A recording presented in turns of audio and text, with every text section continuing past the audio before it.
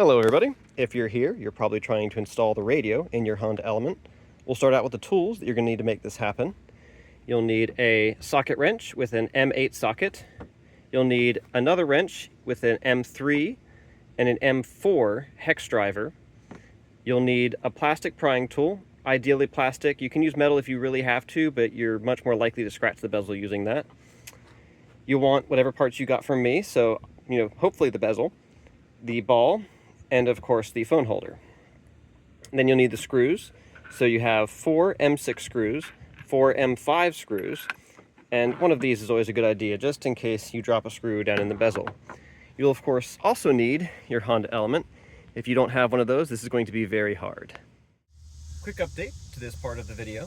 I'm now including a plastic spudger tool that you can use to remove the bezel, as well as a microfiber cloth you can use to help from damaging the bezel.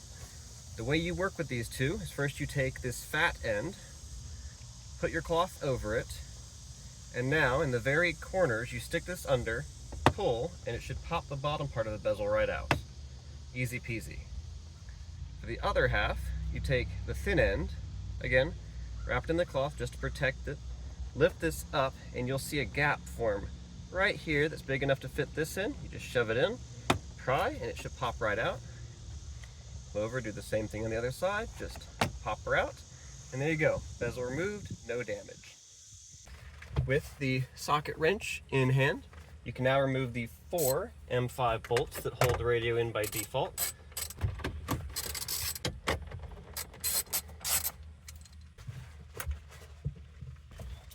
Once those are all out, you just get your new bezel, your M3 driver, and the 4 M5 screws.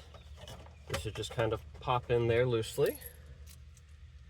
You're going to take all your screws and just start them threading by hand. You really don't want to cross thread these because getting them out is an absolute nightmare once they are cross threaded. So just get them all threaded, work them down by hand, make sure you're not cross threading.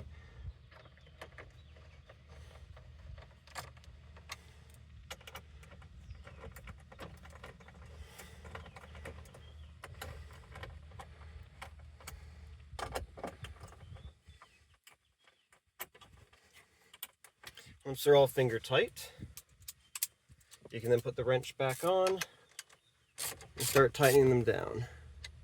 Snug will do for these. None of them need to be super tight.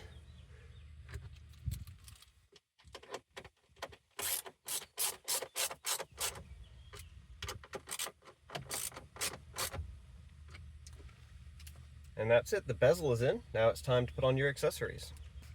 All right, now you'll grab the ball, you'll grab your M4 driver, and you'll grab the M6 screws. You're going to want to put that through one of the holes. And again, these are metal threads, so cross-threading is hard, but if you do it, it's a real pain in the butt to fix. Get it started by hand on the top one. Same thing with the bottom one.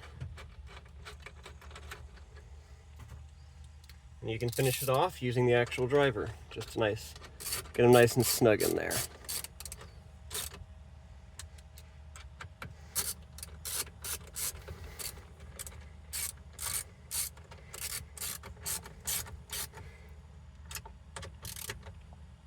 And for the other side, where you don't have the ball, if you don't have the ball, we're just going to put the 2 screws in.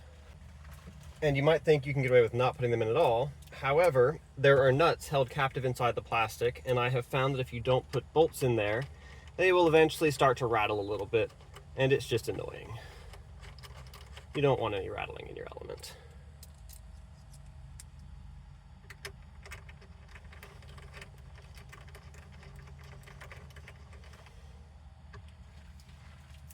And now that you have that in, all you need to do is put in the actual phone mount, and it just pops. You loosen this screw until it pops over the ball, and now you can tighten it down. Once you get a little bit snug, you can still move it, but it won't actually support the phone. So you just move it around to where you want your phone. Then you tighten it down good and tight, and it won't move around. That's all you got to do.